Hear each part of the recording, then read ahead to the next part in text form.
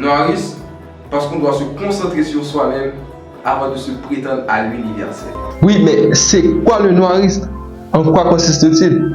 Eh bien, c'est un mouvement idéologique, culturel, littéraire et même politique qui a résonné fort en Haïti dans les années 50. Ce dernier est perçu par beaucoup de gens comme étant une métaphore vide de sens, une culture de la haine mariée à un tribalisme primaire ou quelque chose de foncièrement raciste. Ça fait beaucoup là, non? Un argument que pas mal de Noirs acceptent. Une majorité assez conséquente de personnes voient ce mouvement sous le spectre de l'extrémisme. Le noirisme, par conséquent, est un radicalisme. Noirisme, pour certains, ça rime aux barbaries des sombres jours de 39-45. Allumez la lumière, allumez. Dans la chambre, le noir fait vraiment peur. Et c'est bien connu de par même les connotations qu'on la loue. Noir, dépourvu de lumière, dépourvu de couleur, enveloppé d'obscurité, d'où tout à fait lugubre ou sinistre. Exemple, l'avenir semblait noir. Le mot, t'en connais un bout, on dirait. Souillé de crasse, infect, renfrogné, hostile, un noir présage, de mauvais augure, ignoblement ou scandaleusement cruel, d'une noire cruauté, indiquant une disgrâce, un déshonneur ou la culpabilité. Le noirisme, tel que le reconnaît et le pense beaucoup de monde aujourd'hui, part de l'occupation américaine pour vraiment exploser vers les années 50. Ce dernier devait être une continuité ou une suite logique de l'indigénisme qui luttait contre l'occupation et l'oppression américaine. En dehors de tout cela, lui, il voulait surtout lutter contre l'oppression de l'homme noir. Vous voyez ce que je veux dire? Ah non, non, non. L'homme de façon anthropologique. Vous n'êtes pas un homme. Ah pardon. non, non, non, je sais pas ce qui vous fait dire que je suis un homme, mais je ne suis pas... De base, le noirisme combat toutes les discriminations et les torts qui fragilisent et dévalorisent le peuple noir. Il veut surtout redorer le blason en prenant connaissance de sa propre histoire et en se réconciliant avec sa culture. Vu sous cet angle, on doit bien se dire, mais où est le mal? Pourquoi ce terme revêt une carapace si péjorative? Eh bien, pour cela, pour bien comprendre de quoi il en revient, on doit remonter à des origines plus lointaines. Nous sommes en 1805 et dans la constitution impériale de Jean-Jacques Dessalines, une grande déclaration sortira dans l'un des articles. Dessalines Ier, père de la nation, déclarera que tous les citoyens, tous les enfants de la patrie, la terre de la liberté, peu importe leurs origines, seront considérés comme noirs. Drop the mic. Dans une époque où être noir est synonyme de tous les mots, où même des intellectuels considérés grands de l'époque ne pouvaient pas comprendre comment un Dieu si bon pouvait habiter un corps si noir. Si on était dans l'ère du rap, ce punchline-là de Jean-Jacques Dessalines pourrait le désigner comme MC de tous les temps. Rendez-vous compte de l'immensité de cette déclaration. Prendre quelque chose de négatif, qui paraît comme négatif, et le rebooter pour le faire devenir une marque de noblesse, ça, c'est du génie. Mais là, je m'incline. La déclaration peut être considérée comme les prémices du noirisme. Nous sommes en 1806, malheureusement, l'empereur meurt en étant assassiné. Et c'est de là que va débuter une certaine forme de tribalisme très barbare et surtout très bête. Les Noirs contre les mulâtres. Les mulâtres qui sont aussi, et ceci en toute légitimité, les enfants de la patrie, vont se placer comme des privilégiés et les seuls héritiers.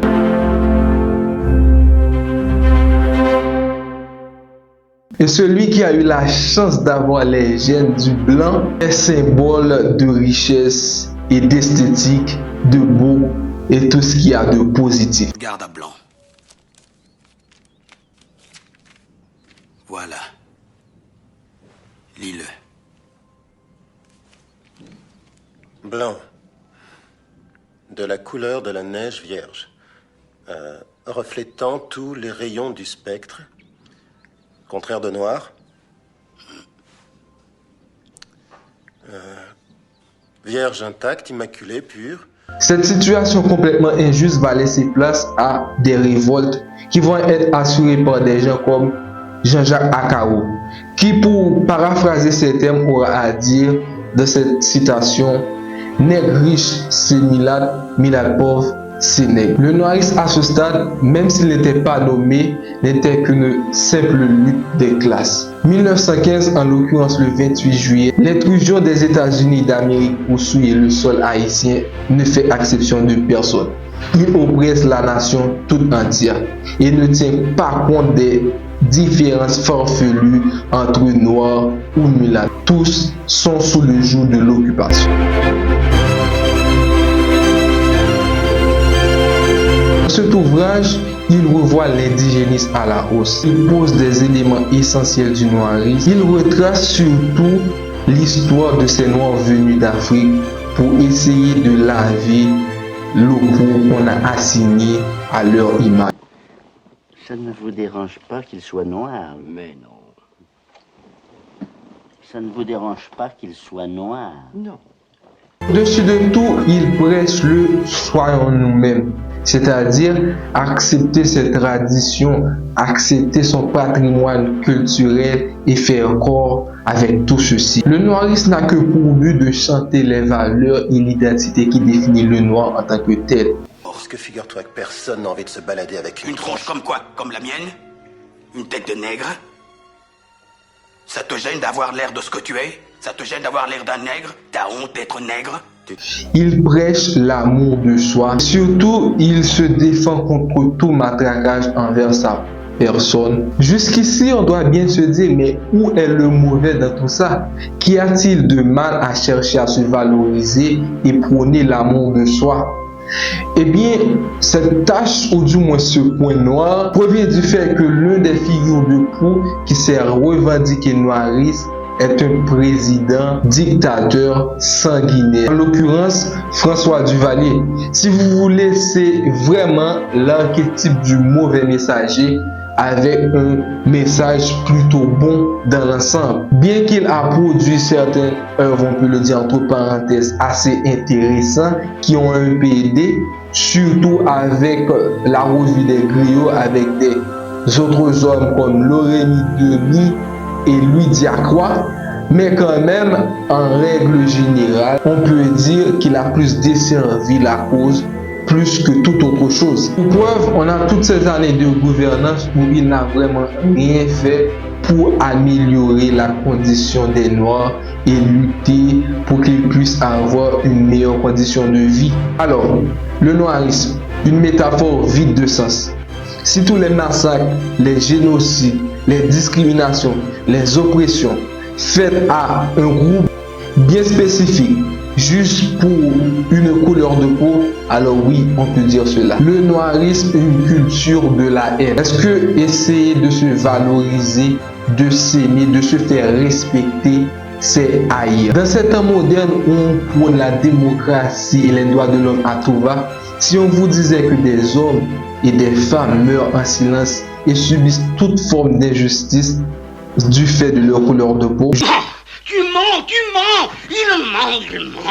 je pense que la réalité nous dit une chose peut-être. On te parle d'une guerre au Kivu qui est entre 6 millions et 12 millions de morts. C'est logique. Et là, à un moment donné, il faut arrêter, tu vois. Il faut arrêter. Il faut se poser, réfléchir aux chiffres qu'on est en train de dire. C'est la phrase de Staline. Un homme qui meurt, c'est une tragédie. Des millions, c'est une statistique. Voilà. Passé dans l'enfer libyen, avec encore des séquelles visibles de la torture subie par beaucoup d'entre eux, comme Jean. Vous avez regardé ma tête. Ça, c'est un fait. Parti du Cameroun il y a 10 mois avec le rêve d'arriver en Europe via la Méditerranée, Jean a été victime en Libye d'une traite humaine bien organisée, vendu 4 fois comme esclave. Autre affaire dont on a peu ou pas du tout parlé, c'est celle de Breonna Taylor, cette agente de santé de presque 27 ans, tuée par 8 balles par la police alors qu'elle dormait chez elle. Le noirisme, en définitive, c'est un discours protestataire.